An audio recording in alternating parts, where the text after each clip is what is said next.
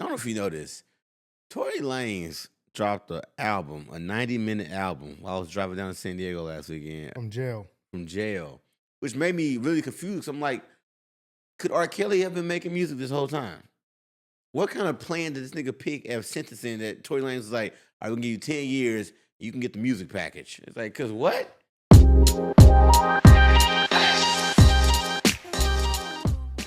Welcome back, new studio. This is the best podcast you don't know you need to watch, so we are here. It's the Mike Murphy Show, my man, 100 Grand. John Grimes, yo. In the new digs. And yeah, we gotta decorate, you know what I'm saying, get the walls popping. So we're in a new spot, but it'll come along. We getting situated. I told y'all next time you see us, we're gonna be in a new environment. How you liking it? Live from the Sunset Strip.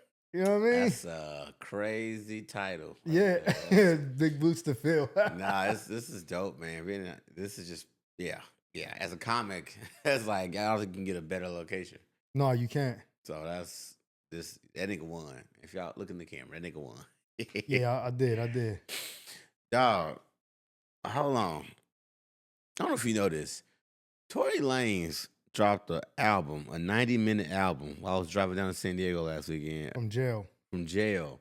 It don't sound like the prison phone rap shit. It sound like a booth. He recorded it. It's 90 minutes of music. And I blew my mind.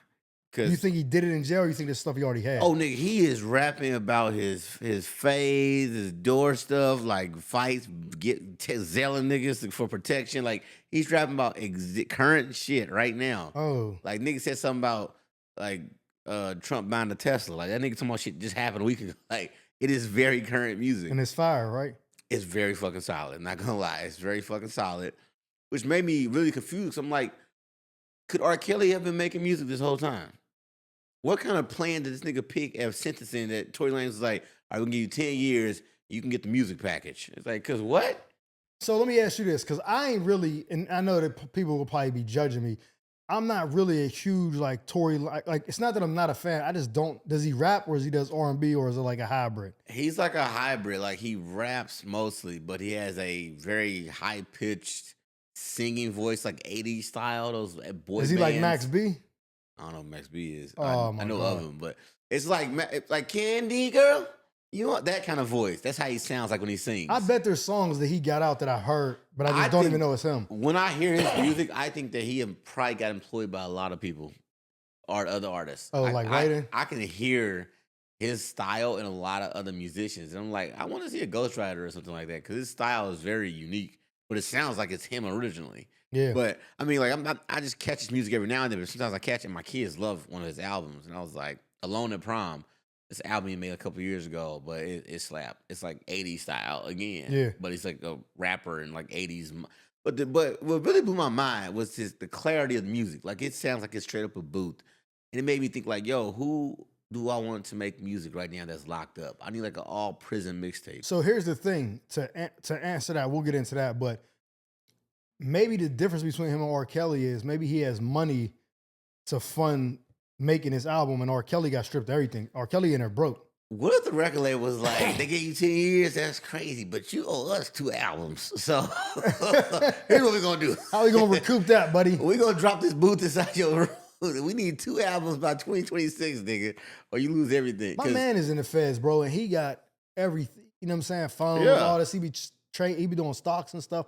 So if a regular nigga like that got access to that, I'm sure that Tory Lanez can get an hour or two. But don't that make you wonder who else could have done that? In the warden's office where it's soundproof. Facts. You know what I'm saying? Facts. I just blew my mind. 90 minutes of music is a long amount of time, bro. Most people, nowadays, that's a double album. That's a double album. So I'm like, this bro about an hour. That's a movie length, a feature length mixtape or album he just made in prison. And I'm like, yo, dog, R. Kelly, you on the clock? But so is a few other people that's locked up. So who's locked up music-wise? It don't got to be one genre that you could put the compilation album together. Is Ronald Isley is he out?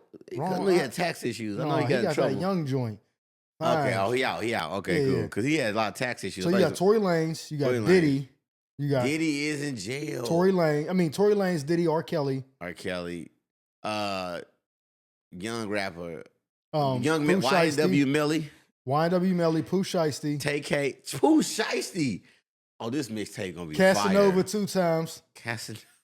See Murder? See Murder. He can do the intro. What's his name? Just got out. His name Rollo. Did he just get out? Rollo? From Chicago, I think. Oh, well, we go Chicago. We can go Rondo number 9. He in there. Oh yeah, I'm not familiar with him, but that just see him on Shade Room or some shit. Yeah, no, he can definitely.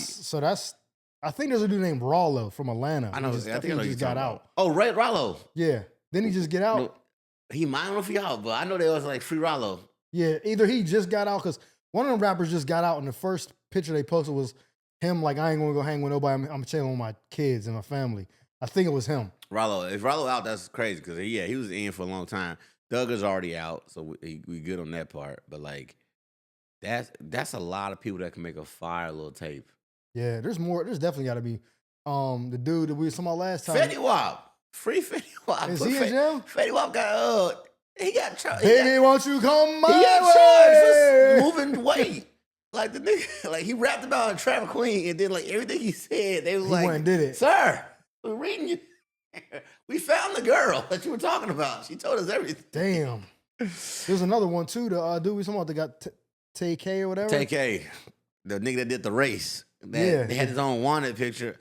To this day, that's probably the wildest story I've ever seen in my life. Him and YNW Melly is probably the 2 craziest stories. Because Murder on My Mind is about how he killed his homie. Yeah. And then he went to jail for killing his homie. And I was like, sometimes they use that as evidence. They had to. The nigga said, and then he turned and blah, blah, blah. Like, what? That's the crime scene. There's some more New York rappers in jail too. That's some wild choices. Sue Surf, the battle rapper. Sue Surf in jail? Yeah.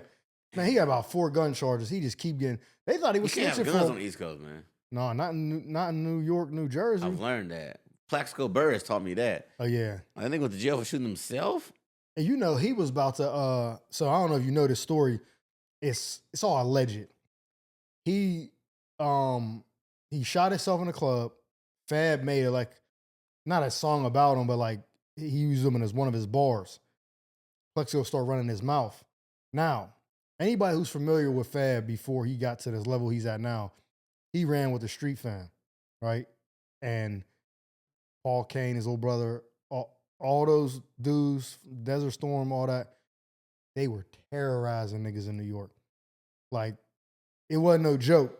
Like, niggas wasn't even saying nothing about Fab because a word that Street Fam would be, you know what I mean? They just was reckless. Like so Plexico said something and someone intervened, basically saved his life. Because they was going through the, you know what I mean? Clipping. Really? Yeah. I made a video a while back when I was doing like when people were sending me Timbs all the time. They sent me a video of Fab wearing some pink Jimmy Choo Timbs. It was like a collab. I was like, I gotta do it, but I also don't want the consequences. Extra attention. So I did it in like a playful manner, like, yeah, Fab, I don't want no smokes. I heard about the Street Fam or whatever, yada, yada. And he responded laughing, all these laughing emojis. Then I seen him at the Improv. He was sitting right behind me at the Improv. And I turned around, he was like, he started chuckling and shit. He knew exactly what it was. So I'm glad that it was playful like that. But yeah, I seen him right out, like, not right after that, but very close. Interesting. Yeah. I always wondered about that, like with comedians now, because, 10, 20 years ago, a joke about a celebrity as a comedian was like wanted. Oh, they wanted you yeah. to make fun of celebrities. That means you made it if a comedian even you could use you in a joke. But now I feel like people are like, nah, I don't want to talk about nobody because if I see that dude, he might be like, what was that joke you made about me? And it's like, when did jokes not become jokes? Like, but there are people that like, I feel like they would take offense to a really good joke versus instead of being like, that was a really funny joke. I know a lot of people are like that. Then some people are like, yo, I love it. Like, yeah, because Don Rickles is one of my favorite comedians ever because he would go up to these To the places at the mall. He'd go to the president, make fun of like Reagan. Like he made fun of everybody in their face, and it was just like funny. And I'm like, how can somebody be offended by this humorous? He is so sharp and well-rounded that he just roasted everybody in real time. That's what was crazy. He would fuck you up in real time. Yeah. And I was like, that's one of the most impressive people I've ever seen. Easily one of my favorite people to watch, just to see like this dude know about, even though little random details about like the World War II or like Koreans or Japanese people or Indian. He would just say shit, and then you would see the people's face go like, the best comedians are smart or Absolutely. culture. Like that's why people say well like, rounded. Dave Chappelle is so good at what he does because he grew up in DC. People don't know how cultured he is. And then he was going to Ohio, which was a drastic change of culture. And he attended an elite high school, preparatory school. Like, that school is very elite in arts. The Kennedy Center for Arts. So he had all that, and then he did what, again, when you asked me this before, like, you can go back and tell your younger self, you in 2007 or whatever, what would you do?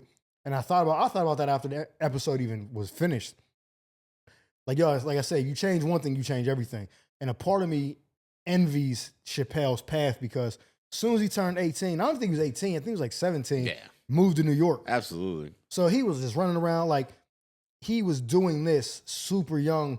I'm like, damn, I wish I would have. But again, you never know the trajectory if you change it. But trajectory, and you got to know his setup. He was from a loving family, a supportive family, because you can't just move to New York as a teenager without the support of your family. No. Like, he wasn't broke. Like, his dad his was family had his doing back. well. His mom was doing well. Yeah, like, and she was supporting his art. Like, so, and Eddie Murphy, they would drop him off at the club. His mom always say she'd be in the back. Like, can you stop saying those words? When he's only 15 still, he's like, can you stop saying those bad words for these shows? Like, your mom would take you to the comedy club at 15, like, she with the shit. Oh, yeah, for of course sure. you're making the GOAT. Like, him and Eddie, they got supported so early. It's like, dang, you got to have somebody on your team early as shit to, like, even get that, even believe you can even go to a comedy club that young. Because all the old heads is watching a young kid walk in like that thinking, like, who is smart enough to let that kid come this early? That's all we think of jealous to say, like, dang, I wish my mom would have let me come to a comedy club at 15. I had no idea you could be this funny or even go be funny. That's like I said, when I was talking to Ryan and I asked him what made him want to do comedy. And he said, I went to go see Kevin Hart in the movies. I think it was the What Now? What it might have been What Now. Laugh at My Pain and What Now came out in theaters, I think. I think it was What Now. Whatever that was. I can't remember what year. 2013, maybe 14, something like that. Yeah, because Laugh at My Pain was like 2010. Yeah. This one was the one that came out in theaters. Oh. He said he saw it and was like, oh, that's what I'm supposed to be. Like, that's what I want to do. And I told him, and we kind of agreed on this and was like, when I would see Martin, I remember this, right? When Martin, Run Tell That was the first one, right? His first special. I believe so. When he had the black one. The black leather. No, when he had a special before, because the black was when they were talking about how he fainted and passed out. No, that he had brown on in that one. Run Till That is telling the story about what happened to him. So there must have been a special before that. There's two. He got Run Tell That and the other one. Fuck is it Run called? Till That wasn't the first one. It can't be. It was. I'm about to show you. I'll tell you. Run Tell That Morton. Oh, no. You're right. Yeah, I was say he can't come out with a special about how he was wilding out. Oh, You So Crazy. You So Crazy. That's what it was. It's a 3-word special. I can't think of it. You So Crazy was out. And I remember this like it was yesterday. I was living with it was 99. That already came out. It wasn't new. But I was living with my sister, and she's the fun house. You could do whatever you want over there. She's my older sister. Me and my cousin went over there, and when he got there, I'm like, her and her boyfriend got into a fight the day before, like an argument, and she kicked him out or whatever. And I called her like, yo, I think this nigga stole your furniture. Because we came in, the house was cleared out, like no living room furniture. And she was like, go check the basement. And I was like, what? She's like, just go check the basement. Sure enough, it's in the basement. Now, she had like these windy staircase, like spiral staircases to get down there. I was like, how did he get this down here? Like, and why didn't he just take it? Like, he was just trying to inconvenience her because he didn't have a truck to take it somewhere else. He just wanted to put it down there so she wouldn't be able to get it. But I came over to my cousin, so I was like, yo, we got to get the furniture because we want to watch this Martin shit. It was like on HBO or whatever. She maybe had a tape, whatever. That was the plan. We couldn't watch it without no furniture. We carried all the furniture back upstairs, set it up or whatever. We watched it, and I remember thinking like, yo, like I would love to do this, but I thought he's only able to do this because he's already famous. Right. Like from the Martin show and all that, like that's what I thought. Like you already put famous people that were funny into this. The path of stand-up comedy. Yeah, so I didn't know that. So I was like, I would have probably been tried this if I knew that was even a viable option. Right. And I didn't. You know what I mean? I just thought it was, oh, that's famous, so they're putting people from TV on there. And then when I found out, I was like, oh shit, all right. So he saw What Now and said, I want to do stand up. Yeah, I think it was What Now? It was in theater. So he hasn't been doing stand up that Since long like 2013 or something. Wow. Yeah. Okay. All right. And so he said he started doing it, putting shows together, whatever, boom, boom. And we talked for a minute or whatever.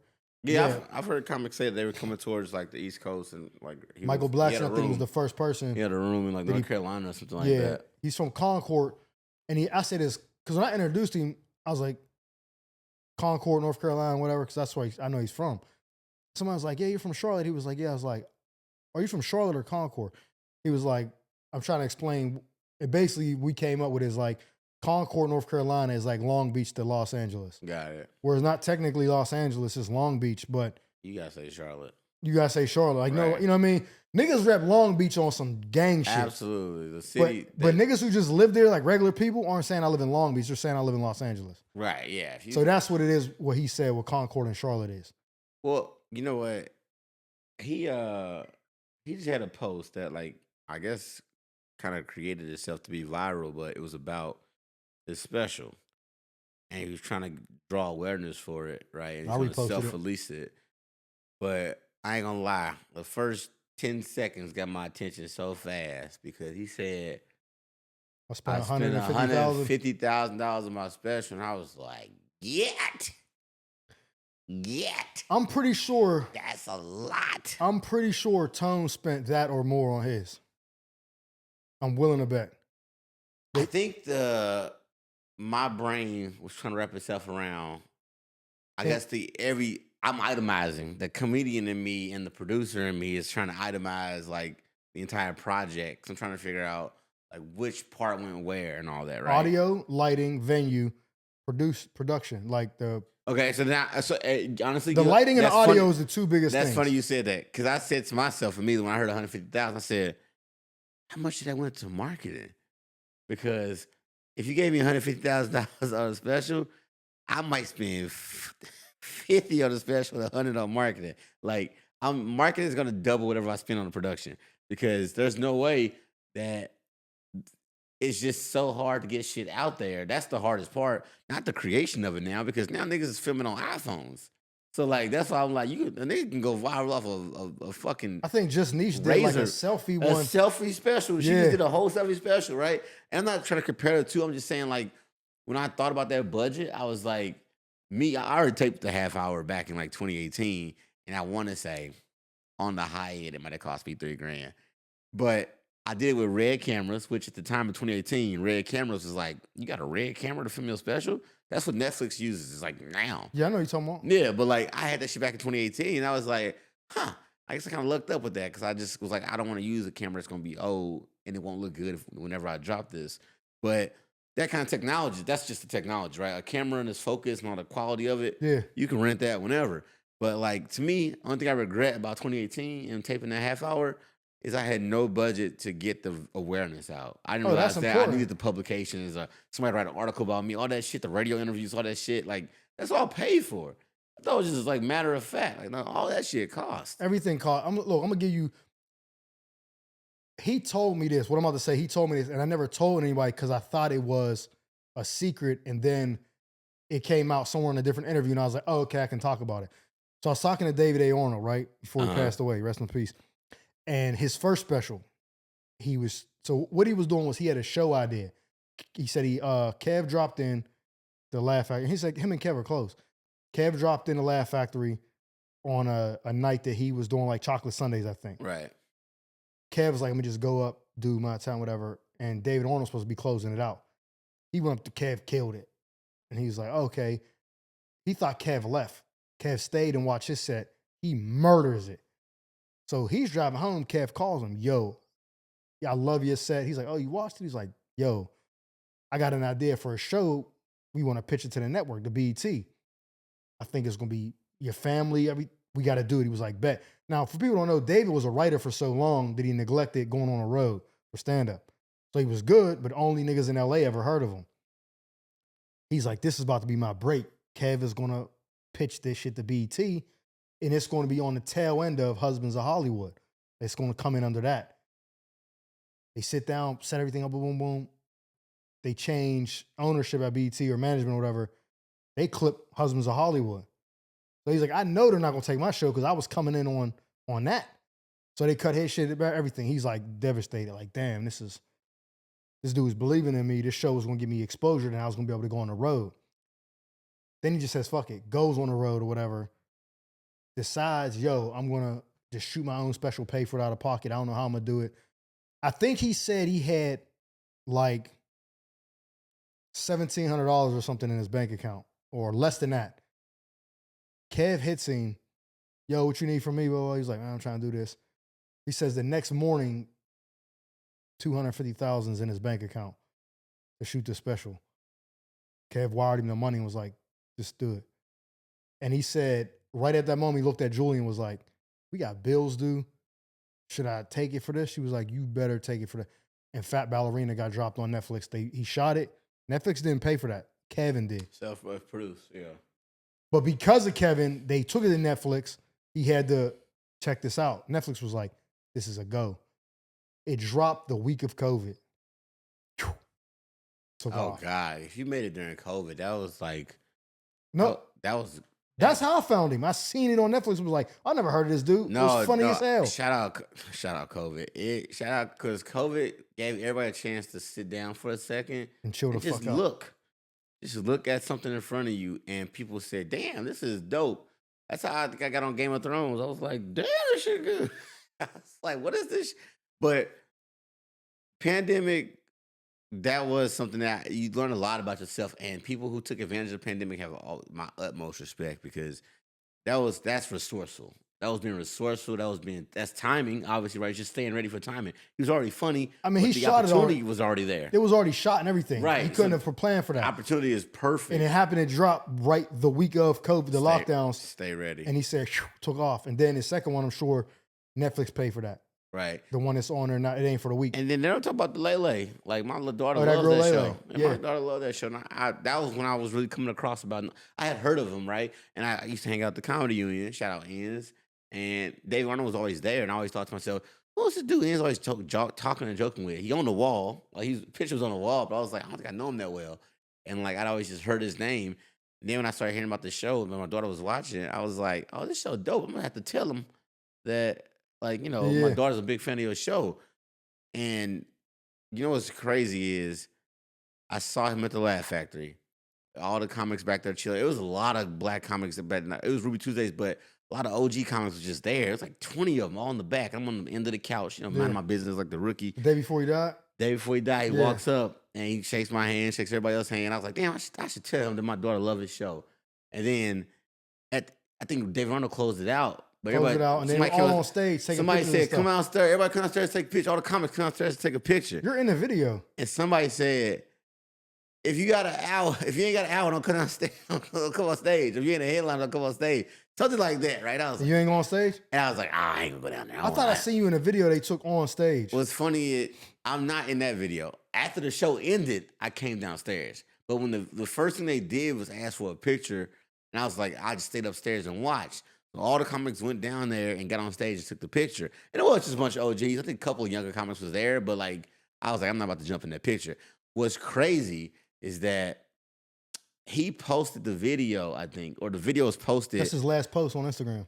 If you circle around, he circles around and pans around, and that's when I saw myself. That's what I'm saying. You're I'm in on that the video. balcony looking at them take the video of themselves, and while I was on the balcony, I remember saying to myself, damn, that moment looked kind of dope. I wish I'd have came down there now. I ain't gonna never do that again. I ain't gonna never not join a cool moment. Yeah. And then the next day when they announced it, I was like, oh my God. And all the pictures started posted from that night. And all the comics were on stage. And my girl was like, weren't you just there last night? And I was like, I was. I'm in the balcony watching. I was them supposed take to go, that and picture. I forget why I didn't, and I regretted it. But that was an interesting moment because I was like, dang, I didn't tell him that. Like, even though I wasn't asking me what his comedy, my daughter, he'd already impacted my family. He was like mentoring me. That's crazy. He introduced me to the show, and that was the day I opened and Chappelle closed the show out. Like he was, and I was supposed to go to Pittsburgh to do a theater with him. I bought my plane ticket the morning of. He might have already been passed away. I messaged him like, yo, the ticket is super cheap. I'm just gonna get it now. Hit me later. Wow. And I never heard nothing. Chelsea Perry is another comic who sings his praises. Like, I think she was not even a stand-up yet, but she had went to his class. She went to his workshop. And like she swears by like everything she learned from him. So it's just dope that even though he's not here, he has people that like came from under his tree. Oh yeah, James Davis, sing his praises. Tony Baker, they all went to his class. Dave Getzoff, I know, is another comic that mentions like he shouts him out a lot, and it's just crazy to think like we all have our different paths and people that like inspired us or like helped us move forward. But like it's clear that with the work he did, and especially how he was knocking stuff out towards the end, like he was getting ready to get some more action. Oh, it was about to be crazy. It was about to be jumping, yeah. And so I thought, damn, that's so wild. But like staying working and staying ready, he's an example of that. Because you can't crank out 1 hour to crank out the next hour without already being ready, already being tested. When he did his second hour, the first hour I seen that on Netflix. That's how I got on to him. Doing the second hour, he was in San Diego at the American Comedy Club. Yeah. And I was like, I'm coming down there to see you. Me and my girl at the time, we drove down there, and I remember I had some brand new white Air Force Ones on, just popped them out the box. And this homeless dude was like, how'd he be in Atlanta? Like, yeah, I'm gonna back you, I'm gonna park you right here. And he put me somewhere that didn't look like a real spot. I was like, nah, I'm going in that lot. He was trying to like wave me down. I'm like, yo, man, watch out, old head. Parked in a lot. As soon as I open the door, I step in human shit. All in the bottom of my white Air Forces. He was trying to tell me not to park there. That's where the bums be at shitting, because you can't see back there. And I stepped right in. I was mad as fuck. I never got it out. I went in there, seen him, he killed it. I seen him in the Laugh Factory. I said, I got a question for you. Because what I was trying to do was watch his set and try to understand his perspective and then ask him some, if he'd been like, yeah, that's exactly what I was doing. I'd be like, okay, I'm on the right track of thinking. He has a set in the stand-up, he has a spot where the lights come down, he pulls a chair out, he sits down and he talks like he's his grandfather. His grandfather always used to be disappointed in him. And he said his grandfather passed away, he never got to see him thrive. And he was like, now his grandfather's basically like, oh, the boy wasn't lazy, he just didn't have nothing to want to walk for. And he sets this up. And I said, did you do that because it's not like a funny bit? I mean, it's funny at the end, but he goes a while where there's no laugh, he's just talking. And I was like, did you do that to like be interpersonal and like kind of like form a audience, like the audience to like feel like, damn, that. He's like, yeah, that's not supposed to be funny. He was like, that's the, now they can't wait to see me again because they feel like I was like, but I knew what he was doing. And I was like, okay, I'm on the right track for studying this shit. And he was like, yeah, bro, you gonna be fine, Dapped me up. I seen him a couple more times and he passed. I was like, fuck. It is art. And I think that when you start, it's something great about developing yourself and improving yourself and getting to the next notch of like your abilities. Yeah. Because once you realize I can slow down and create a monologue within my set and they're gonna love it, is when you realize that everything's starting to work, everything's starting to make sense to you now. Like you were starting to dictate your set. It's not being dictated by the crowd. Yeah, but you got to earn their trust first to get to that point. You have to earn their trust, but you also have to lean into whatever you're doing. You can't do that shit on a show with Tone. You can take the audience hostage if you commit to it. Even on my show with Tone, if I really committed and said, they are my audience for this 30 minutes and I'm going to act like it will work. No, if I show any hesitancy, it won't work. Oh, yeah, but I'm saying like where you go a long period of not really being funny, where you're trying to like win them over. Well, because you don't got a lot of time. Well, no, you got to be funny, right? And it's like that's something you wouldn't do it early on in your set. But if I'm in a 30-minute set and I've been cracking them up for the first 18 minutes, I believe that at minute 20, I'm gonna do this 3-minute monologue, 2-minute. That's not really long. I'm talking about like 7 minutes. Well, okay. So then, if it's 7 minutes long, then the first 20 better be solid as hell for opener. You know what Tone say? What? The longer you make them wait, the harder that laugh better be. Oh, 100%. 100%. So, hold on. Fuck all that. Let's talk about your show in St. Louis. Oh, yeah. 314 day, St. Louis day. 314. I went back home to St. Louis, had a one-nighter at the City Winery. Shout out to City Winery. That was my first time working with y'all. And a tornado warning. And I had a tornado warning. I didn't know about the tornado warning until the night before the show. Like, I saw the news. And they were like, get ready for tomorrow. And I'm like, get ready for tomorrow? My show tomorrow. Club emailed me like, hey, you still want to do this? People are closing their businesses around us. All the local businesses are closing around us. You want to still have the show? I'm like, man, I got people driving in from out of town. I got people that's been talking about this for month or so. I'm on the news. I'm on the news. I'm on the news. We'll get into that. My bad. My bad. I promised these people something was happening tonight. Let's give them something to watch even before the storm comes. I had read this storm wasn't going to start until like 10 o'clock. My show started at 7:30. So I was like, man, we can do my show and get these niggas home. So I said, yes, let's have the show. They said, all right, let's do it then. And so we got a solid crowd, very solid crowd, especially for no foot traffic. Because the venue is around it, basically a plaza like the Grove. Picture the Grove in St. Louis. Oh, best we can do. But like it's an outdoor, indoor combination where you just up and down the street anyway. You might be like, oh, what's happening in here? Oh, you know what I'm saying? Like the Grove. You can walk into anything. So like there's no foot traffic because everybody's like tumbleweed outside. But people bought tickets, they pulled up already. So we got a solid crowd. I had hosts, 2 or 3 comics did their thing. I came out, did my hour, man. Did an hour, not my hour, because my hour sounds like it was the hour. To me, I did a set and a lot of familiar faces in the room. But like, yeah, I was loose, man. I was laid back. It went really, really well. Shout out to my hometown, St. Louis. That's good. I hope to do that every year, honestly. Like, I would love to come back every year on the same time period, 3-1-4 day, and make it a thing. That's good. So like, you know, they don't know this, but you knew. I'm packing up to move to the new place. I get a call. My man Marcus called me. He got a comedian that I respect a lot on the other line, Ryan Davis. He hits me and he says, "What you doing this weekend?" I'm like, "Oh, I'm packing. I move on Saturday." He was like, "Damn, just my luck." I'm like, "What you mean?" Because technically I don't got to be out of that place till April 1st. Thanks. So I'm like, what's up? Talk to me. He was like, "I need a feature. I'm in San Diego at the Comedy Store all weekend. I was calling to see if he was available." "Oh, I'm available. I'm not moving till Monday now." So I hit you like, "Yo, we're going to have to wait on this." He was like, "Oh, I bet." I'm not going to lie. I was nervous because anytime I do a show with a person that I like respect or I think is like very talented, I'm always feeling like nothing I do is going to be good enough. Like, because I'm looking at them like, yo, they're good. So they're going to be looking at me like, ugh. If I do a show with somebody who I'll be like, they ain't really that good. I'm cooking. So I was a little bit nervous or whatever, but I had a whole, I'm like, I got 20 minutes. I prepared for 30 because I didn't know what it was going to be like. I'm like, I need to have 30. I'm like, I'm going to prepare for that. Plus, time out, I got shows in San Diego. A one-nighter, me and John Grimes will be there April 6th. Then we'll be in Phoenix May 4th.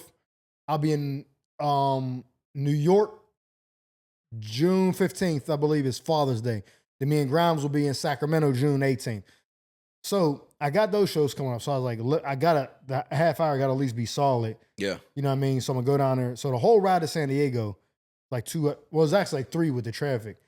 I'm running over the set in my head. Boom, boom, boom. When I get down there, it says I got 20 minutes. I'm like, oh, this is even easier. Because the 10 that I was kind of like, right. I could just clip that out. I'm like, I'm good. This other 20 I got. Fat, yeah. So I'm like, I got that. We get there. I check into the hotel. And I remember having to shit. I was going to go straight to the venue. My stomach was bubbling from some Chick-fil-A I ate on the way down. I'm like, I got to go check. Then the hotel's literally like 4 blocks away. So I was like, oh, I'm going to the hotel and check in. I shit. Get myself together. I come to the venue. And I got this from Tone. I like to be like an hour early. So I got to like 45 minutes early after I took my shit. I'm running through the material. Ryan shows up with his manager. We're talking. The manager, I think his name is Giroux. He says, "This ain't Ryan's typical audience." I said, "What you mean?" He was like, "This is just people that just come to comedy shows on the weekend. They may or may not even know who this is." I'm thinking it's Ryan's, a black audience. Right. So I'm like, oh, I don't know if some of these jokes are going to go over well. I'm like, well, I'm here now. Fuck it. You know what I mean? First show Friday, it's just like in LA. They're doormen, get stage time. He goes up, does 10. He does pretty good. I didn't hear his set, but I heard the laughter. I go up, cooking. I'm like, yeah, that felt good. Ryan goes up, kills. I'm like, oh. And I'm looking at Ryan like, oh, he's a genius. He's like next level. We talking. He's like, yo, your set was good. Boom, boom. I'm like, cool. Second set, the second show I go out, I take one joke out and put a different one in that I'm working on. Culturally, they didn't understand it. This is like we're in an area that's like Beverly Hills of San Diego, La Jolla. La Jolla. So for y'all that don't know, this is name. like the ritzy part of San Diego. So it's a lot of older, white folks that got money. Old money. I don't want to give the joke away, but I'm talking about how I lost my hair and how it went down in the barbershop. They don't understand what a black barbershop is like. So when I'm telling a joke about the barbershop, it's not hitting. And I'm starting to like, damn, maybe this ain't the joke. I hear Ryan in the back cracking up. I'm like, what the fuck is going on? I come off stage, he does his set. He's like, yo, it's a cultural thing. They got to understand what it's like to be in that. You know what I mean? Like if you try to explain to white people like a spades game at a family reunion or something. Yeah, I was going to say that I would probably sidebar the bit. I didn't know. In the sense of like, if I felt like it was not being conveyed right. Yeah. I would sidebar in terms of like time slowing down to my brain now. I'm like, hey, wait a minute. Have you ever been to a black barbershop? Oh, wait a minute. I'm looking around the room. I think nobody here has been to a black bar. But that little tidbit, it seems so like we talking on the podcast, so it seems like this easy thought. But like in the moment when 200-300 people are staring at you, you are your brain is like giving the material out, and there's a part of your brain that says, we should fix this right now. Like in terms of like your present brain. Yeah, how do I change this ASAP? Your brain want to fix it in real time, but the risk of listening to that little voice fix it in real time could also be wrong. And now you just swung out twice, and you're like, I tried to fix it and my fix didn't work. But sometimes, I would say 88%, 99% of the time, that little voice is the reality of the situation. But you don't want to risk what you know to be true, which is your set, to let that guy talk. But I think all the greats are the people that go, this material is the little voice. And that reality is the big voice. It's my set. And once we figure out how to massage those two in together, then we become the beast that people are like, I'm not going up after that nigga. Fuck all that. I don't even know if he's doing material or not, bro. He just be up there. Like, it seemed like he's having a moment with these people. Like, when I watch people's sets and I can't even tell if it's a bit or not, and I'm laughing, I'm like, oh, they've reached the final form. So, I can't even tell that's a bit. So this let me know that like my lack of getting up a lot, like you're on the road a lot, like you pick up on that quicker because you're like, oh, okay, boom, boom, I see it. You can diagnose the situation faster. Me, I was up there like, maybe the joke's not working. Like maybe, and I'll be honest, I didn't even finish the joke. Like I'm talking about like I had the premise and halfway through, and I try to figure it out on stage with a real audience. Like, how do I want to end this? I got the idea, but it didn't work. When I came down and talked to him, I was like, give me the feedback. He was like, it's a cultural thing. One, he was like, and he was like, I'm not gassing. He was like, the dude that opened the second show fucking bombed for 10 minutes straight. And these people aren't here for me, so they feel like, damn, I just wasted my money. The whole show's going to be like this. They don't know what they're getting. He's like, so basically what you got to do is you got to stand in front of the bullet for me, get them back, and then when I go up, I have a great set, because that's what I did. But only because of you. He's like, if I would have went up after him, it would have took me a long time to get them back. He's like, so you had to fight that. Then you threw in a joke that culturally they're unaware of, and you probably weren't picking that up to fix it like you said. You would have been like, oh, well, y'all don't know what a black barbershop is like. That's why. Y'all think I'm just up here. Nah, it's like, and then I use something that's an analogy that they can relate to. It's like going to the country club and absolutely. And I just wasn't. And you personalize that to some gentleman in the front row like you, sir. It'd be like if you went to, I don't know, you play your back nine and somebody spills it, blah, blah, blah, blah. Like, you play and then golf, everybody starts laughing. And everybody like, and like that kind of little stuff, it shows you're present. Yeah, and I was nowadays, fuck. These audiences are wanting more and more of that. Like, in my show in St. Louis, I don't know, this guy said something that just gave me ammo for the rest of the night. Like, he gave a crazy answer to my date night question. And I was like, I love that joke. Bro, he said 500. And I was like, I'm on his ass. Shit. I'm on his ass the whole night, bro. Front row and everything. And I was just like, thank you, sir. Shout out Steve. It's still funny to me. But he gave me ammo the whole night. St. Louis. bro, you had about 500 on the first line, bro. That gave me big pops. And I was like, because it was crazy because we were in St. Louis, so on the other side of the room, like, oh yeah, 500 big dog? Yeah, bet that. Like the goons in there too. You know what I'm saying? Like you say, so like I'm telling him like, bro, that was a crazy answer for multiple reasons.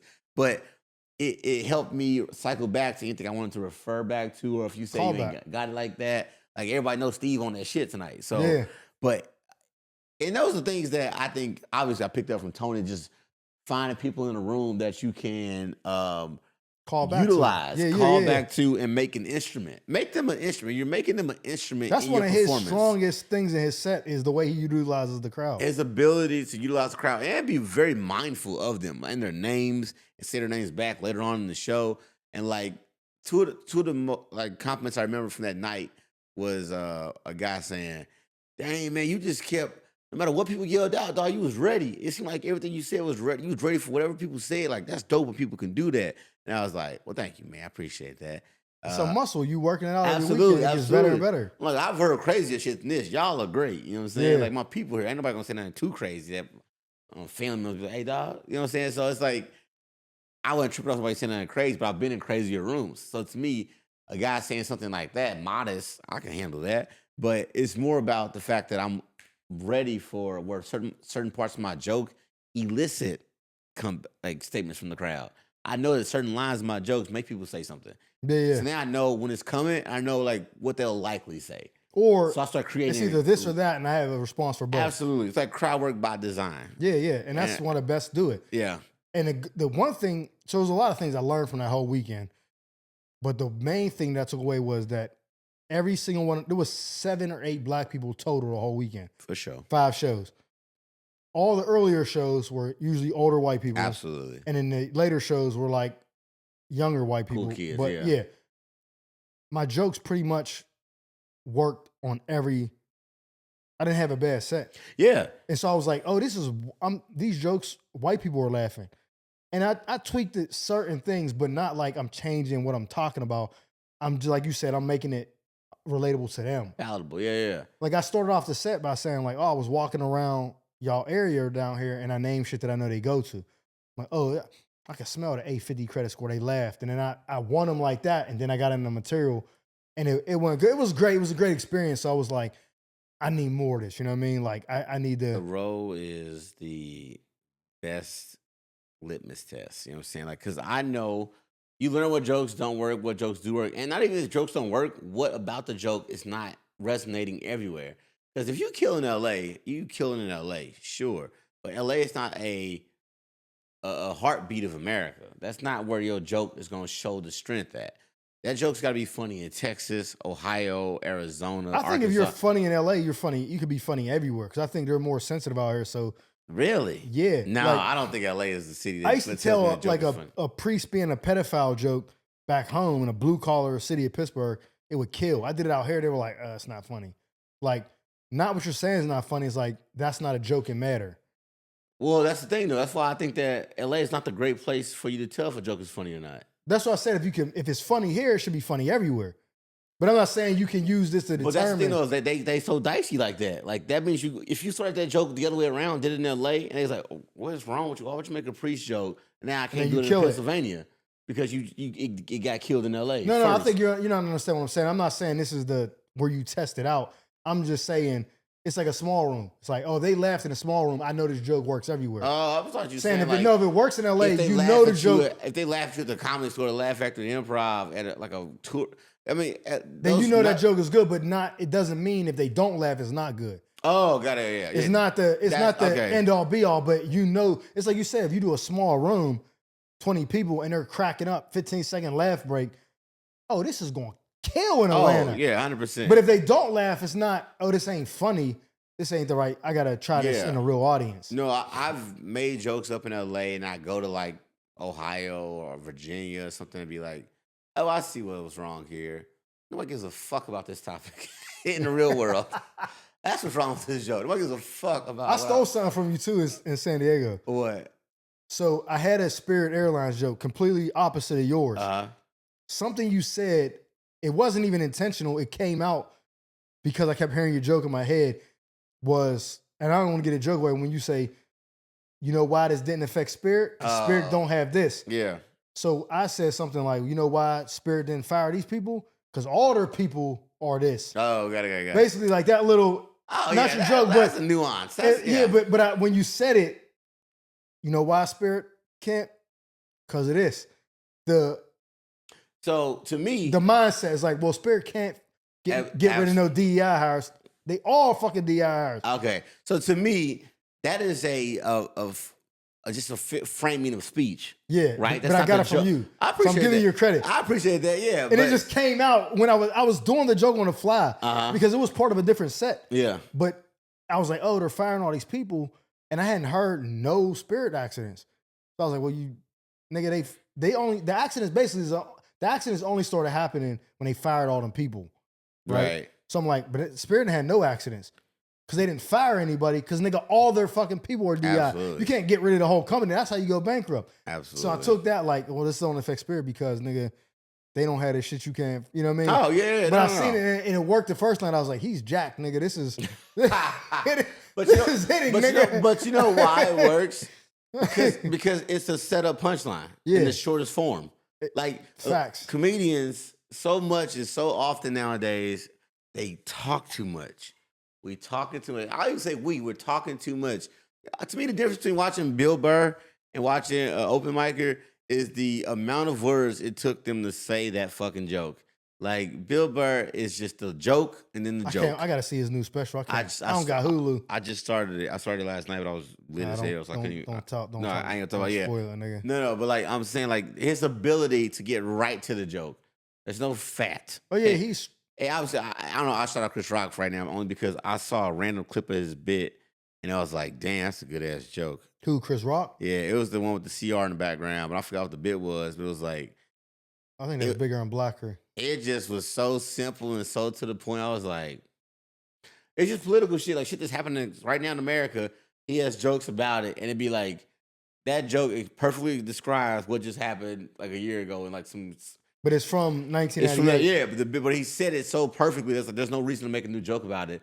Go watch this joke, and it was like, damn, that joke is spot on what he was talking about. And I was like, these jokes are so good that we look at back in the day because they didn't have so much fluff. No, these new comics, younger comics or comics with less experience, they have the luxury of fluff. So let me ask you I'm gonna call that the luxury of fluff. That people even wait for you to even get all that shit out. You don't got to give me like in particular order. Just give me 5 names of comedians that you think are the best all time. You don't no order, just randomly, and I'll tell you something. So I know what you're gonna say, and I'm gonna give you. Obviously, Bill. I think Bill good. Burr, Dave Chappelle. I think Patrice O'Neal is about to be one of the best ever. After that, I really like Eddie. I don't like to put Eddie on the list. I think Eddie. No, I'm just saying Eddie. Yeah, sure. Eddie. What he did early on, and let's go. I really like Eric Griffin. So okay, besides him, what do those 4 have in common? Besides Eric, they are all New York comics. All East Coast comics. I don't know where Eric's from, but yeah, all New York. I don't know where Eric's from either, but I don't think he's a East New York Coast. Dave is from Washington D.C. or Ohio. But he honed his craft. New York, Eddie, New York. Patrice, Bill Burr, Boston, New York. All New Bill York, Burr, right? Boston, New York. Those crowds are not with the fluff. That's why the best of the best come from the crowds that are like, yo, my nigga, get to the point. You know what's funny is that when I first came out here, or when I first was doing comedy out here, people would tell me, you're probably a New York comic that moved to L.A. Like, you probably should have moved to New York instead, but you moved to L.A. instead. I did. If I would have knew what I know now, I probably wouldn't have chose L.A. over New York. And I'll be honest, the deciding factor was the weather. I just hate snow and I hate public I was like, I'm not going to go and be struggling in the same place that got weather like I got. I hate public transportation. I can't stand taking trains and buses. That too. And I'm going to tell you, I'm not a quitter, but, you know, we talked on a show about me leaving a job and all this and shit. If I'm a place where I can be home in 5-6 hours, that's still a safety net to some degree. Oh, I feel like you out here in Narnia. If I fail in LA, I may not even be able to afford to move back home. You know what I'm saying? Like to get back home, I would have to like get rid of everything, like just fly home and then just be poor, like just live with my mom or something. Oh yeah, it definitely raises the stakes to move out to LA and like try to make it. So your back is on the corner. You gotta go harder. You brought up an interesting question. Now I gotta put the West Coast stand-up scene on the spot. What's up with that? Is it because you out here on the West Coast, things going good? It's harder to get like like a crazy dumb long list of elite comics? Like, but From the West Coast? Just L.A., Cali, even. L.A. I mean, who do we got? Like from the West Coast? I don't know everybody's origin per D.L. se. Hughley. I know that he's from L.A. James Davis is from L.A., right? James Davis is from L.A. Chris Spencer, I think, is from L.A. Chris Spencer's from L.A. I don't want to take away Oakland comics because I mean that's I think Mark Curry. Oakland to me is maybe a different version of what LA. Yeah, that's is. not, but it's still. But they got some dogs from the Oakland area for sure. So I don't know, but LA area for sure. Lunell, Mark, she's from okay. Oakland. Well, I don't know if she's from Oakland. She started doing radio and everything in comedy in Oakland. Lunell, Mark Curry. I know DL LA, James Davis LA. Younger comics. Chris I know Spencer LA. Pap is from Oakland area. I think. Who? Pap Johnson. I don't know who that is. It's one more comic from like Oakland that I'll be talking. G King is from like the He's from the Bay. But Louis like Belt. LA though. Like LA. If you kept it strictly to LA. Teddy Ray was from LA. DL, Teddy Ray. There was one more comic that I thought of like, damn. Ruben Paul's from he's from Carson. That's LA. He's from LA area for sure. And there's a Long Beach comic. Who am I thinking of? Terrence Delaney. Oh, Terrence Delaney is from LA. He's from LA. He's from Long Beach. Well, I don't know if he's from Long Beach. No, he's actually from Phoenix. He grew up in the Bay when he was a little kid. Then moved to Phoenix. Right. He lives in Long Beach now. But for how big the city is, right? LA City, you'd think that they would have like a long laundry list of comics, right? But like, all right, if you was naming the top 5 cities for comics, who would you go with? Oh, Chicago, Detroit, Atlanta. I got my order already. New York City and I'm doing Chicago in order. Chicago, New York, DC. Oh, DC. Atlanta, and say Detroit. Detroit for sure. They got some funny motherfuckers. That's where Richard's from. He's from Gary. Where he's from? No, Richard Pryor's from Indiana. South side of Illinois.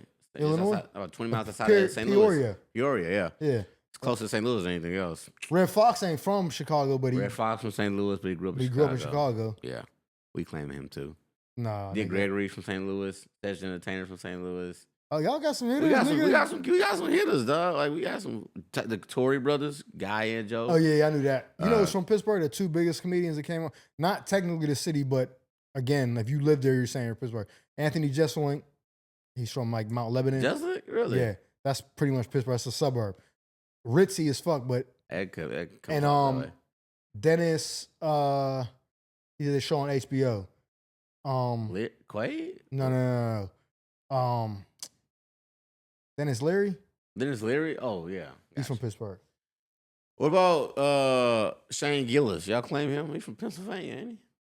He's probably from Philly, though. He's closer to Philly. I think he's from Philly, actually. Claim him. Nah. Pennsylvania ain't that big. He's funny as fuck.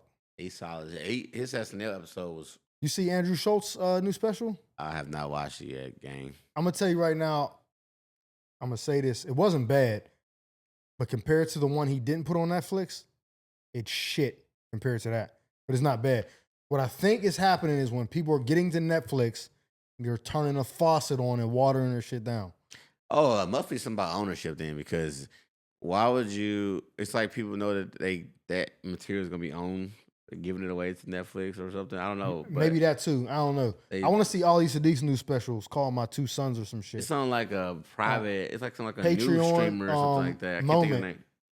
That's where Andrew Schulz released his first one from. It's like $20. I'm gonna buy it. The first one's that good compared to the second one? Andrew Schulz? Yeah. That first one I'm putting up there. I didn't watch I'm putting that up there. So it's not like Paper Tiger or Sticks and Stones like Chappelle. Those are like iconic, but it's funny as fuck. Like you got Paper Tiger up there. Oh yeah, Paper Tiger's Paper Tiger's fire, but I don't think it's better than I'm Sorry You Feel That Way. That's another one of his? That's Bill Burr's Black and White. We're using Black and White. That's after Paper Tiger? That's before Paper Tiger. That's when we did a joke about religion and the helicopter bit and the god, that joke. That might be the second. That might be his second best one. That motherfucker is the best. I have Paper Tiger at the best. Like I love it the most. Bill Burr special. Yeah. Interesting. I want to And ask then Bill that. That's my first question. I asked Bill. Paper Tiger. I'm sorry. I you love feel that that way. helicopter bit. Me and Ryan was talking about that in San Diego, how he did it from 2 different perspectives. Nigga, that shit That was the best shit I ever seen. That's what I mean by when you start slowing everything down. The idea of even going, what about the POV? Let's change the POV. Just put your jacket back on for me. Hey, put that clothes back for you, sir. What? That's gold, bro. That is gold to me. But I like his live from the Red Rock suit, Bill Burr, when he talk about the WNBA. It's solid. Is when you gonna carry your fucking side of the couch, like blaming women, yeah. blaming women, like that's why I'm so interested in seeing this new one just came out. Well, I was nervous about that because I know Hulu feels like just some more mainstream. I was wondering, are all the comics gonna like be a little less themselves because Hulu's so package friendly? Like, You think so? it's not this. I don't think of like dirty when I think of Hulu, or like vulgar or dark or blue. I think of like a diet version. Yeah, like a more whatever, like anybody. a family friendly. Because all the comics they got were people that like you wouldn't expect them to like go crazy or say anything ridiculous. Like what's his name? Once you get Gaffigan, I'm like, oh, you got Jim Gaffigan. That's some friendly shit. That's what I was gonna name. I can't remember his name. But like, if you talk like you talk, like Bill talks, I'm like, I can't imagine Bill on Hulu. That's the only thing I was thinking before I was about to press play. I seen Kev do one on Peacock, and I'm like, when you see somebody who's always with Netflix and they go to Peacock or some shit or Hulu, you're like, what the fuck is going on? Somebody must offer the crazier bag. But I don't think it's possible to make that many specials in a amount of time that any comic has. I just would believe that it will compromise something. Yeah, because so here's the thing: when it's like making a music album. When I talked to David Arnold, back to that about the joke about his grandfather. Mm-hmm. He said, I've been telling that joke for 8 years. Yeah. He was like, but no one outside of LA ever heard it. So when you don't have all those specials, imagine you, right? Let's say you're doing comedy, which you're in like year 8 or something right now. It'd be year 12 this year. Oh shit, year 12. So for 12 years, no one really heard John Grimes. So imagine you blow the fuck up next year. I could do 3 half hours right now. If they say you want to film all this year, I'd be like, give me 6 months apart from each other. I guarantee you. But let's just say you blow the fuck up next year, right? Like top of the year, you go crazy. You're getting booked for weekends, 5 shows. You're selling them out. Damn near. If they're not all sold out, they're almost sold out, right? Yeah. By the end of that year, you could probably have 3 hours worth of material. Oh, 100%. Because if I'm hitting the roll like that. Yeah, because guess what? Now you got shit from way back and saying like people the stuff they never heard. So when a comedian like Burr, who's been famous forever, his hour now is what happened to you in the last year. True. When someone pops up out of nowhere, is nigga, what happened to you for the last 40 years? Exactly. Now, to be fair, Bill Burr's first special he got when he was 40. So how old is he? He's 56. God damn. Exactly. So his first couple specials are so fire. Because it's just because he was like, yeah. And I'm not assuming this about you. I'm just saying, like, when you don't get an hour before that, imagine that hour is gonna be your good shit too that you've been having in your back pocket that never got aired. Oh yeah. So drop that fire shit so everybody have it on wax one day. So like to me, if you get it discovered later, it's probably a benefit to you because now you got quality albums coming out, quality material versus getting discovered at like 22 and trying to be funny forever. It's like this podcast. I told y'all, this is the best podcast you don't know you need to watch. So what happens is I don't know what number episode this is, but I think it's close to 20. This might be 20. So let's just say we get 100 episodes in before somebody's like, yo, and this shit, I hope it's before that, but let's just say at episode 100, it catches like fire. Guess what? Someone sees one episode like, oh, these niggas is funny. Guess what? They got 99 other episodes to go back. Exactly. If we catch fire on episode 2, it's like, oh. It's like when you go to somebody's page that had a funny video. You watch the funny video, go to their page, they only got 4 funny videos on their page. You're not going to follow that guy. But if you go to their page and do like this, and it's just more videos, you're going to be like, oh, this motherfucker always funny, huh? Like, we just got to give people a body of work to trust. Yeah, because then once they want to binge it. Absolutely. So when me, I told you before, I don't know if I said it on the podcast, but I know I told you personally, I did a skit with Mr. Commodore. He's not a comedian, but he does comedic skits out in New York. Drove up there, did 2 with him. The first one viral, 50 Cent reposted it. It went crazy. I got like 1,500 followers, and I lost 1,500. Like, because that was the only video. The two I did with him were the only 2 videos I had on my page. They were funny. The rest were like pictures of like my shoes that I'm going out with, like, yeah, new Air Maxes, like dumb shit. Before I realized how important social media was. So I was mad at it, but I was like, what is the silver lining? Okay, if you get this opportunity again, be ready. Be ready. So when the Timberland video went off, I already had a bunch of other stuff. Boom. And then I still just kept cranking out videos every day. So I was able to build from it. But I learned that lesson from the first mistake. I just had my lesson at the show, front row. It was this guy and this couple.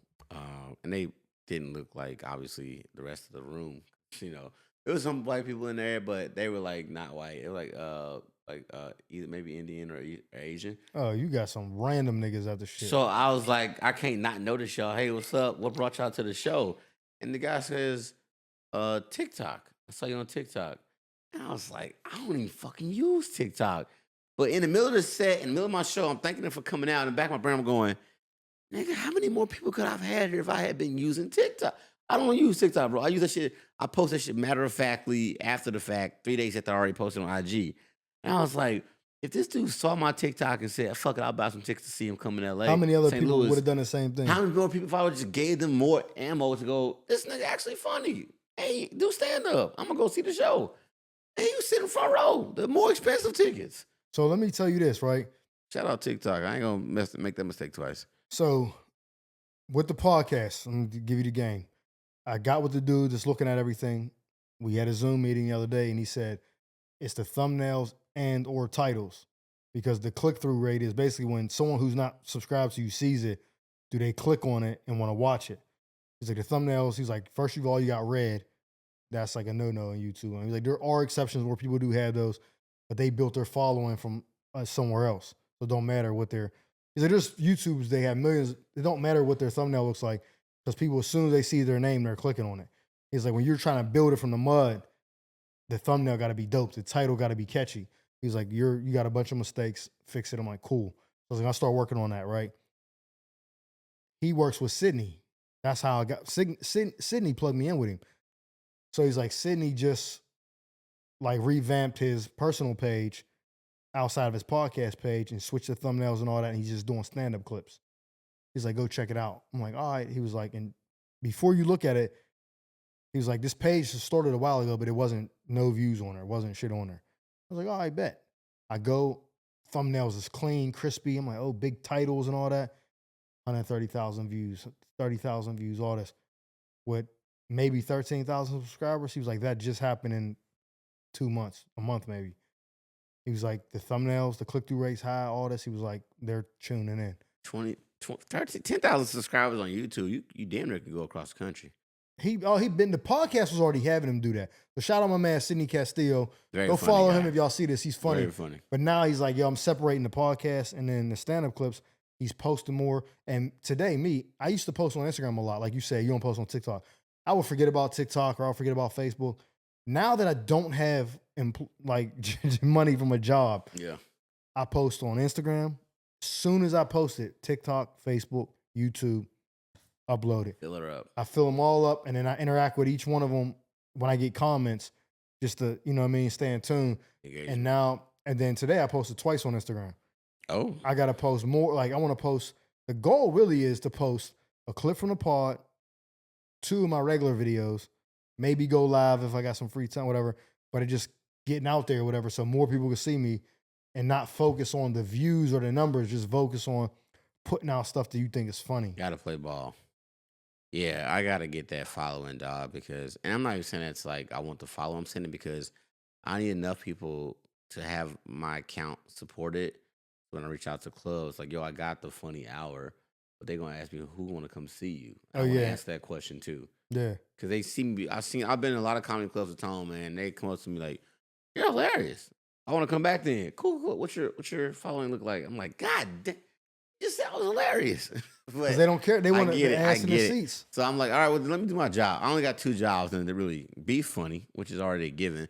The second thing is prove that people enjoy my comedy by getting them to go, yeah, I'll watch it. I'll click like. I'll follow you to add you to. I already told you what you need to do, and you ain't did it yet. What's that? Is record your sets when you go with Tone. Yeah. And bring the timestamps back so I can make the clips for you. Oh, chop it up. Yeah, all so right. you can have I'm going to content. Pittsburgh this weekend. I'm Oh, that's this weekend? I think so. Yeah. Damn, I forgot. Yeah, Pittsburgh this weekend, Friday to Sunday. It probably won't come out before this come out. Oh, yeah, it will. Pittsburgh, Friday, 21st to the 23rd. Pittsburgh Improv. That's crazy. You just texted me, Tom. Oh, yeah. About the parking spot, though. But that's saying like 4 days ago. When you said it, I'm thinking like, oh, is this nigga about to ask me about Pittsburgh? Like, I was, that went away immediately as soon as I opened. It was just an emoji with it. So, yeah, we'll bring the footage, the camera, I'll record the sets. And so you got Pittsburgh this weekend with Tone. Pittsburgh this weekend, and then I'm doing a bunch of LA shows over the next few weeks.